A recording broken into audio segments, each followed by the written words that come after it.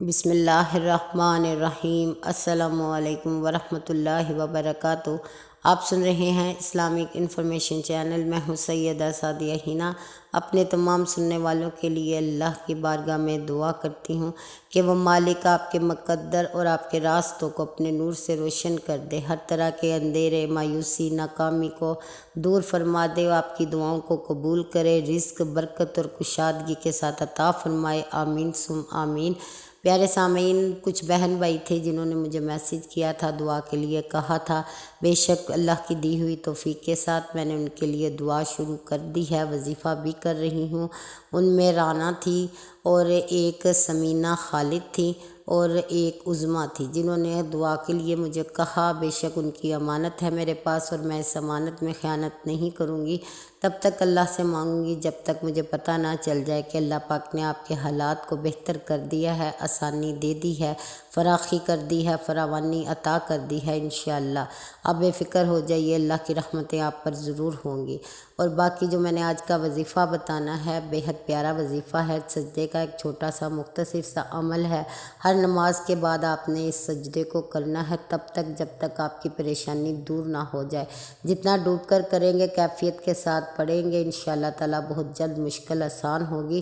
آپ کی چاہت بہت بڑی ہے، آپ کی حاجت چاہے ناممکن ہے، اللہ کے کرم سے ضرور آپ کے لیے آسان کر دی جائے گی، آپ کو عطا کر دی جائے گی۔ مکان بھی مل جائے گا اگر مکان چاہتے ہیں، کیونکہ انسان کی سب سے بڑی ضرورت اپنا مکان ہے۔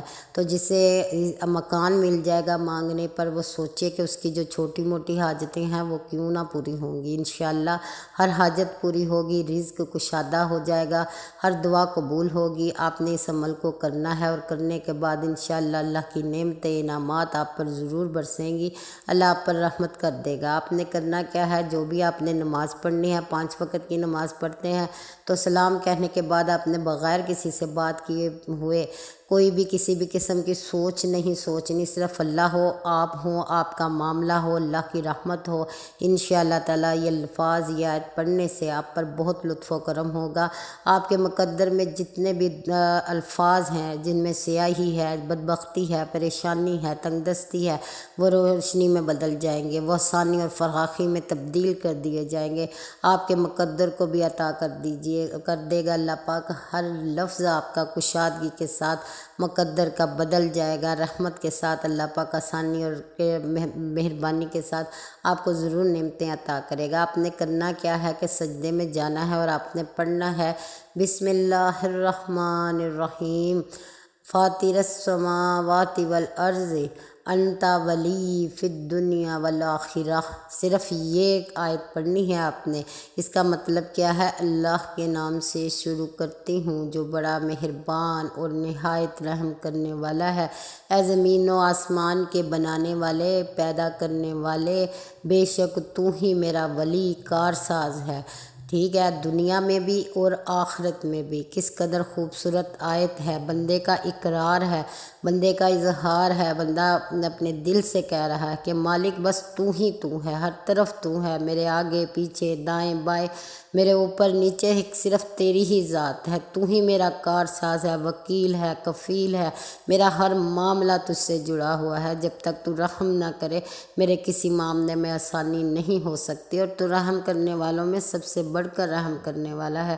تو مانگنے والے کو عطا کرنے والا ہے، تو حفاظت کرنے والا، نگہبانی کرنے والا۔ تیری شان ہے کہ جب تجھ سے کوئی مانگے تو محروم نہ رکھے۔ اے عطا کرنے والے، اے لطف و کرم کرنے والے، اے بادشاہ، اے عزتوں کے مالک، عزت دینے والے، زندگی موت پر قادر، میرا یہ مسئلہ ہے، میری یہ پریشانی ہے، رحم کر دیجیے مولا، رحم فرما دیجیے مالک۔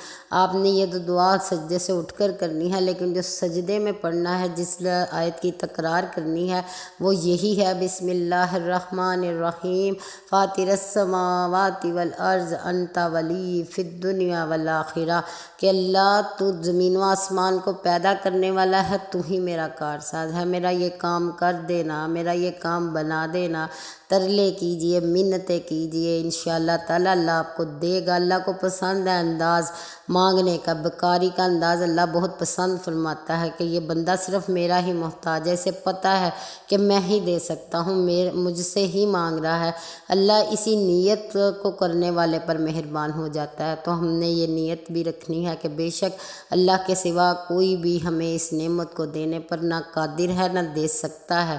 تو انشاءاللہ آپ کا سجدہ اللہ کو پسند آئے گا۔ سجدے میں اٹھنے سے پہلے اللہ آپ کی جھولی کو نعمتوں سے بھر دے گا۔ اللہ پاک آپ پر لطف و کرم کرے، آپ پر رحمتیں کرے، آسانی کرے، آپ کی دعاؤں کو قبول کرے۔ جسے جس نعمت کی حاجت ہے اللہ پاک اپنے لطف و کرم اور شان کے مطابق عطا کرے۔ آمین ثم آمین۔